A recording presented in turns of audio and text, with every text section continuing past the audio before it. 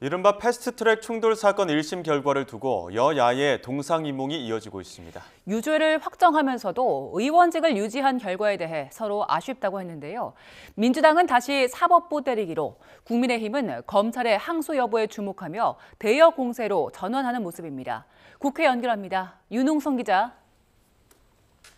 네, 국회입니다. 일단 패스트트랙 1심 결과 놓고 극명하게 갈린 여야 반응부터 전해주시죠. 네, 먼저 더불어민주당은 아쉬운 판결을 비판하며 다시 조희대 사법부 때리기에 나섰습니다. 민주당 소속 법사위 간사인 김용민 의원은 오늘 아침 SBS 라디오에 출연해 나경원 의원은 최근 법사위에서도 국회법을 위반하는 등 이미 재범을 했는데도 반영이 안 됐다며 아쉬운 판결이라고 말했습니다. 특히 조희대 대법원장이 직접 판결에 관여하지 않았더라도 사법부를 보수화시켜 기득권 카르텔을 지켜내는 데 역할을 했다는 의심을 지울 수 없다며 조 대법원장을 저격했습니다.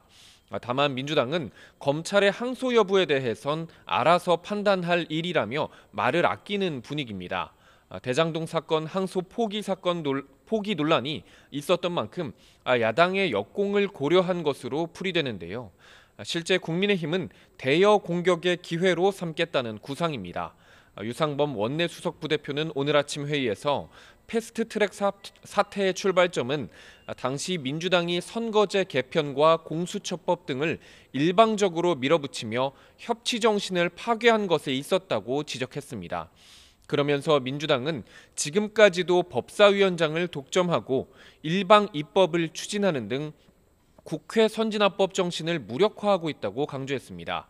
국민의힘 원내 핵심 관계자도 패스트트랙 1심 결과에 대해 검찰이 항소해도 항소하지 않아도 좋다고 말했습니다.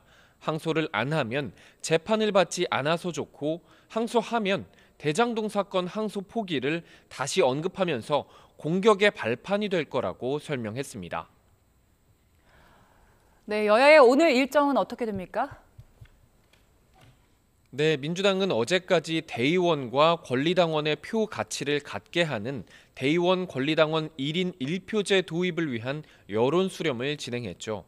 90% 가까운 찬성 결과가 나왔는데 민주당은 이 같은 내용을 오늘 최고위에서 의결한다는 계획입니다. 조만간 당무위원회와 중앙위원회 등을 거쳐 당원당규 개정안이 확정되면 내년 지방선거에선 권리당원 100%로 기초광역 비례대표 후보 등을 선출하게 됩니다. 투표율이 16%대로 저조했다는 지적도 나오는데 당 핵심 관계자는 당대표 선거 등 큰 이벤트와는 다르다고 해명했습니다. 또 일각에서는 정청래 대표의 연임을 위한 포석이 아니냐는 시선도 있는데요. 지도부 핵심 관계자는 당원 당규 개정은 애초에 여론 수렴 없이도 가능했다며 당원 주권 시대라는 선의를 위한 일종의 이벤트였다고 반박했습니다. 국민의힘 지도부는 오늘 국립서울현충원에서 김영삼 대통령 서거 10주기 추모식에 참석합니다.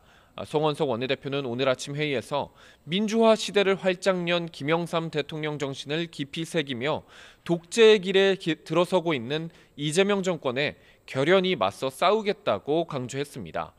국민의힘은 내일 부산을 시작으로 12월 초까지 전국 11개 지역을 돌면서 국민대회도 이어갑니다. 이재명 정권을 향한 민생 레드카드라는 주제로 장동혁 대표가 직접 지역의 목소리를 듣겠다는 건데요.